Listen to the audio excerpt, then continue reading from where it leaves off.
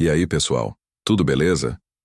No vídeo de hoje a gente vai mergulhar de cabeça nas ideias de um gigante da psicologia, Carl Jung. Vamos desvendar um pouco do que ele descobriu sobre o nosso mundo interior e entender por que ele batia na tecla de que precisamos tornar o inconsciente consciente. Fica aqui com a gente que a viagem promete.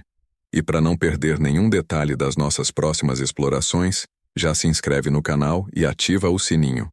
A frase de Carl Jung, que soa como um alerta em tempos de desassossego, nos lembra que um organismo vivo, quando arrancado de suas raízes, perde a conexão com o que o sustenta e, inevitavelmente, perde o rumo. Jung, com a alma de um desbravador, dedicou a vida a um só objetivo: penetrar no segredo da personalidade. Para essa jornada, ele abraçou o lema do poeta Terêncio como sua própria missão: nada humano me é alheio. Ele se lançou nas profundezas da mente humana como poucos ousaram antes ou depois. E o que ele topou foi o quão pouquinho a gente sabe sobre a nossa própria psique. Afinal, em tempos como os nossos, onde a gente parece meio perdido sem saber para que lado ir, o que mais precisamos é de um caminhão de conhecimento psicológico. Jung acreditava que, lá no fundo do nosso ser, tudo no inconsciente dá um jeito de aparecer. E a própria personalidade anseia por sair da escuridão e se manifestar por inteiro.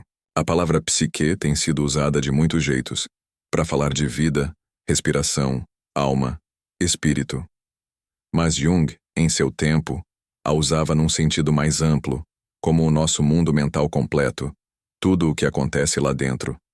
Quando ele dizia que algo era psíquico, ele queria dizer que era algo que a gente podia sentir, experienciar. Ele, o Jung, fez um rachão na psique, dividindo-a em duas grandes caixas: o que está na consciência e o que mora no inconsciente. Pensa só. A parte consciente é aquela que a gente está por dentro, que a gente consegue mexer, pensar e até ligar com outras ideias. Já o inconsciente é tipo um iceberg escondido, abaixo da linha d'água da nossa percepção. Ele foge do nosso controle, e não dá pra gente ficar remoendo sobre ele. Como Jung dizia, o inconsciente é a somatória de tudo que simplesmente não tem a luz da consciência. A fronteira entre o que é consciente e o que é inconsciente é meio bagunçada, sabe? Ela vive se mexendo. Não é como se fossem dois reinos separados. É tudo um único palco, a psique. Para entender melhor, imagina um holofote dançando num palco escuro. O holofote é a nossa consciência e o palco, a psique inteira. Quando a luz bate em alguma ideia ou processo mental, ele acende, fica consciente. Quando a luz se afasta, volta para a escuridão do inconsciente. É como Jung explicou.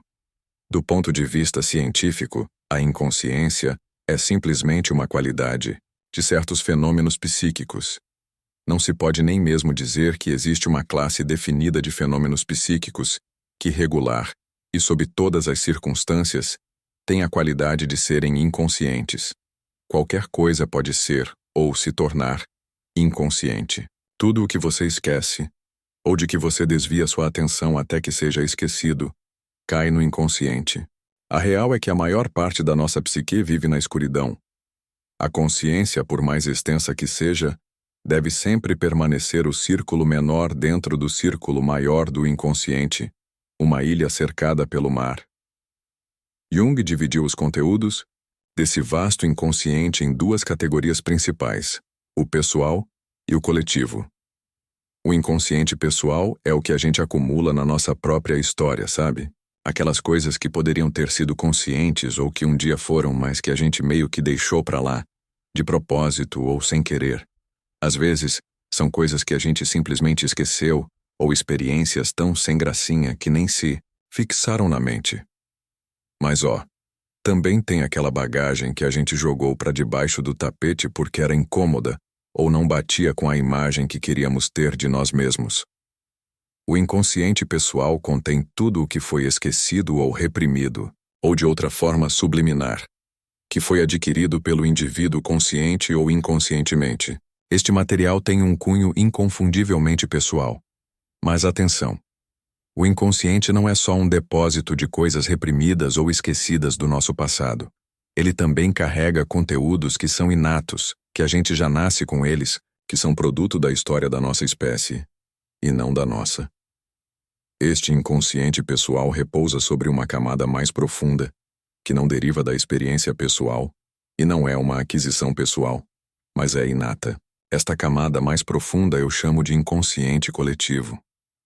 Escolhi o termo coletivo porque esta parte do inconsciente não é individual, mas universal.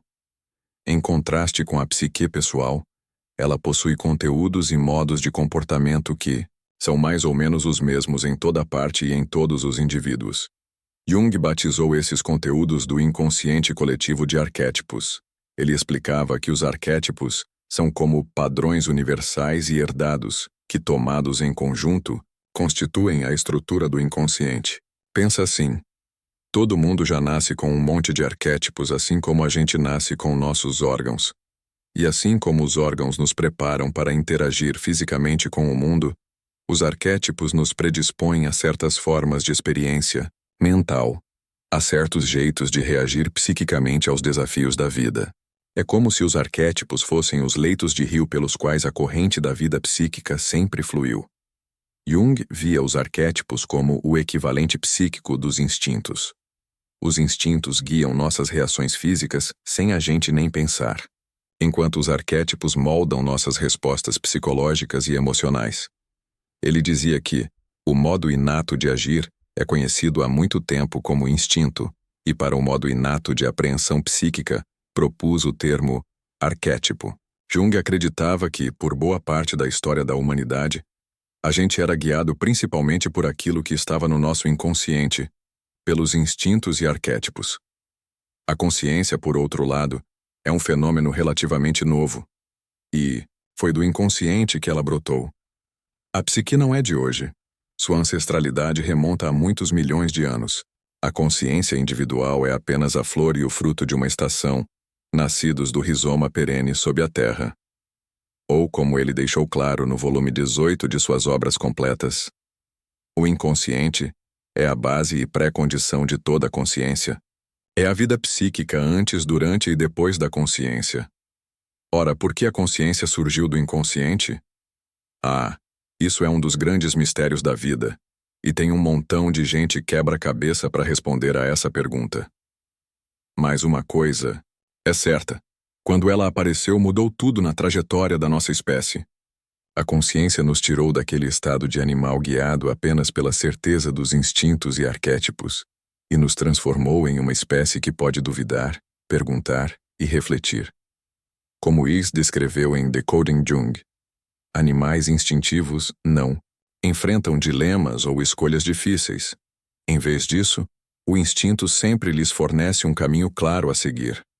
Eles não se questionam, não se arrependem de escolhas passadas ou sentem ansiedade sobre futuros dilemas. Ao operar puramente instintivamente, eles estão em unidade com a natureza e não sentem tensão interna. Somente nós, seres humanos conscientes, fazemos todas essas coisas, pois, como Jung escreveu, nos afastamos da orientação certa do instinto e somos entregues ao medo. A consciência é o que nos faz sofrer. Jung também complementou: o homem partiu de um estado inconsciente e sempre se esforçou para uma maior consciência. O desenvolvimento da consciência é o fardo, o sofrimento e a bênção da humanidade. Embora a consciência nos abra as portas para o sofrimento, ela também nos dá um poder e tanto. Processos inconscientes nos ajudam a reagir e sobreviver em ambientes que já conhecemos.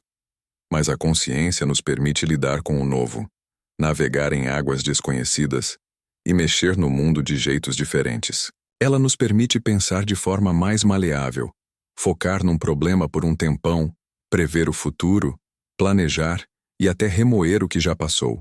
O poder da consciência, em outras palavras, criou um ser que pode se adaptar ao mundo como nenhum outro.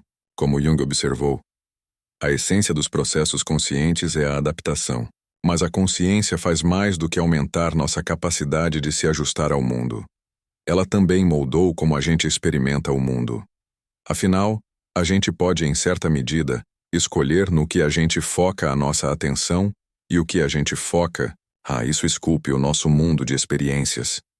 Dá para usar a atenção de várias formas, de um jeito amplo ou mais fechado, de forma envolvida ou mais distante. Diferentes jeitos de usar a consciência, aplicados a diferentes coisas no mundo, geram experiências radicalmente distintas. Como Ian McGilchrist escreveu em The Matter with Things, atenção é a maneira como nossa consciência está disposta em relação a tudo o mais que existe. A escolha que fazemos de como dispomos nossa consciência é o ato criativo supremo. Ela torna o mundo o que ele é. E Jung, por sua vez, complementou: o mundo em si se torna um reflexo da psique. Além de moldar o mundo que a gente vê, a psique também modela quem a gente é. O jeito como a gente usa a nossa consciência, o que a gente percebe, o que a gente deixa na escuridão do inconsciente, e se a gente consegue ou não se conectar aos arquétipos do inconsciente coletivo, tudo isso são os principais fatores que nos definem. Para mudar a nossa personalidade, portanto, Jung achava que a gente tinha que mudar a nossa relação com o inconsciente, pois se a gente se conecta, reflete e traz para a luz da consciência os elementos do inconsciente, a gente expande o nosso alcance, muda a forma como a gente se posiciona e avança em direção à saúde psicológica que Jung chamou de totalidade. Os conteúdos inconscientes deram uma contribuição essencial para a completude da minha personalidade, escreveu Jung em sua autobiografia. O primeiro passo para desbloquear os poderes e as potencialidades do inconsciente exige que a gente ilumine os elementos do nosso inconsciente pessoal, principalmente aqueles que a gente reprimiu por achar que eram desagradáveis. Esses elementos, que muitas vezes são nossas fraquezas e falhas de caráter, Jung chamou de lado sombrio da nossa personalidade, a nossa sombra. A sombra é uma das partes mais acessíveis do inconsciente, já que seus elementos já foram conscientes um dia. Para a maioria das pessoas, a própria sombra pode ser revelada com uma boa dose de autorreflexão honesta e a disposição de admitir que a gente nunca é tão santo quanto pensa. Com um pouco de autocrítica, pode-se enxergar a sombra. Real é que pouca gente se aventura a encarar a própria sombra. E, em vez disso, a gente continua negando nossas falhas e fraquezas. Mas ignorar a sombra não faz com que os nossos defeitos sumam. Pelo contrário, permite que eles operem por fora do nosso controle, como um fantasma que nos assombra. É muito melhor aceitar o que a gente tem de ruim e, assim, amenizar os efeitos negativos na nossa vida. Se alguém pode aceitar seu pecado, pode viver com ele. Se não pode aceitá-lo, tem que sofrer as consequências inevitáveis. Trabalhando com seus pacientes, Jung descobriu outro benefício de enfrentar o inconsciente pessoal. Muitas vezes a gente reprime pontos fortes do nosso caráter, porque, por causa de uma má criação ou valores sociais meio tortos, a gente foi levado a acreditar que eram fraquezas. Trazer luz ao inconsciente pessoal nos permite integrar esses elementos de volta ao nosso senso consciente de quem somos, e assim, desenvolver uma personalidade muito maior. O inconsciente pessoal é realmente algo muito relativo, e seu círculo pode ser restrito e tornar-se tão estreito que atinge o zero. É bem concebível que um homem possa desenvolver sua consciência a tal ponto que possa dizer: sou um homem, nada de humano me é alheio. Uma terceira razão para dar de cara com o inconsciente pessoal é que só depois de a gente mergulhar nessa região da psique é que a gente consegue desenterrar os elementos mais profundos do inconsciente coletivo. Este inconsciente pessoal deve sempre ser tratado primeiro, isto é, tornado consciente. Caso contrário, a porta para o inconsciente coletivo não pode ser aberta. Acessar o inconsciente coletivo nos dá acesso à sabedoria milenar da história da nossa espécie. Jung acreditava que existe um número incontável de arquétipos que podem nos guiar pelos desafios que a gente enfrenta na nossa humanidade compartilhada. Alguns dos mais comuns incluem os arquétipos da mãe, do pai, da juventude, da velhice e do herói, além de arquétipos religiosos que nos conectam ao divino, e o que Jung chamou de arquétipo do self, que nos ajuda a alcançar a totalidade psicológica. Embora as situações mutáveis da vida devam parecer infinitamente variadas à nossa maneira de pensar, escreve Jung, Seu número possível nunca excede certos limites naturais. Elas se enquadram em padrões mais ou menos típicos que se repetem incessantemente. A estrutura arquetípica do inconsciente corresponde ao curso médio dos eventos. Quando, portanto, surge uma situação aflitiva, o arquétipo correspondente será constelado no inconsciente. Sua passagem para a consciência é sentida como uma iluminação, uma revelação ou uma ideia salvadora. Às vezes, um momento-chave no nosso desenvolvimento, como estar prestes a começar um novo capítulo na vida ou encarar um desafio gigante, faz com que os arquétipos necessários surjam espontaneamente no inconsciente. Quando isso rola, a gente é tomado por ideias que carregam uma carga emocional tremenda e por impulsos fortes de atração e aversão, que nos guiam em direção aos objetivos do arquétipo. O problema, porém, é que o jeito de pensar da gente hoje em dia atrapalha essa ativação espontânea dos arquétipos. Seja o uso compulsivo da tecnologia que estreita a nossa atenção e bloqueia o acesso aos conteúdos que vêm do inconsciente, a nossa obsessão pela imagem e aprovação social, que faz a sombra trancar a porta do inconsciente coletivo, ou a falta de contato com atividades que expandem a consciência, como arte, religião ou um tempo na natureza, o homem moderno está perigosamente desconectado do inconsciente coletivo. Esta função do inconsciente tornando-se consciente funciona automaticamente. Mas, devido à notória atrofia do instinto no homem civilizado, é muitas vezes muito fraca para guiar sua orientação unilateral da consciência em uma nova direção contra as pressões da sociedade. Portanto, sempre foram necessárias ajudas artificiais para trazer à tona as forças curativas do inconsciente. Para se conectar ao inconsciente, a gente precisa fortalecer a capacidade da nossa mente de produzir símbolos. É através da manifestação de símbolos ou das imagens psíquicas geradas pelo inconsciente que a gente toma consciência dos arquétipos. E quando um monte desses símbolos se junta na consciência, eles apontam para o significado e o propósito do arquétipo. Um termo ou imagem é simbólico quando significa mais do que denota ou expressa. Ele tem um aspecto inconsciente mais amplo. Um aspecto que nunca pode ser precisamente definido ou totalmente explicado. Por exemplo, Jung acreditava que o símbolo da mandala era gerado pelo arquétipo da totalidade psicológica e significava unidade e completude. Frequentemente, esse símbolo aparecia em momentos de caos ou confusão mental e ajudava a colocar ordem numa mente fragmentada. Jung até contou que uma de suas pacientes, que estava quase surtando, começou a desenhar mandalas espontaneamente e, ao transformar em arte um símbolo arquetípico interno, ela o trouxe para a consciência. Isso a ajudou a voltar aos eixos.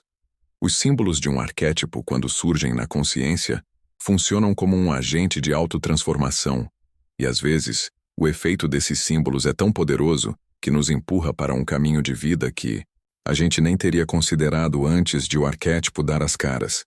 Sempre que o arquétipo se reveste de símbolos adequados, o que nem sempre é o caso, ele se apodera do indivíduo de uma forma surpreendente, criando uma condição que beira a possessão, cujas consequências podem ser incalculáveis.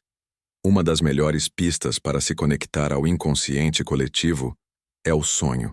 Quando a gente sonha, a consciência enfraquece, e isso cria o terreno perfeito para o surgimento de símbolos arquetípicos. A maioria das pessoas, porém, não dá a mínima para os próprios sonhos e os esquece num piscar de olhos logo depois de acordar.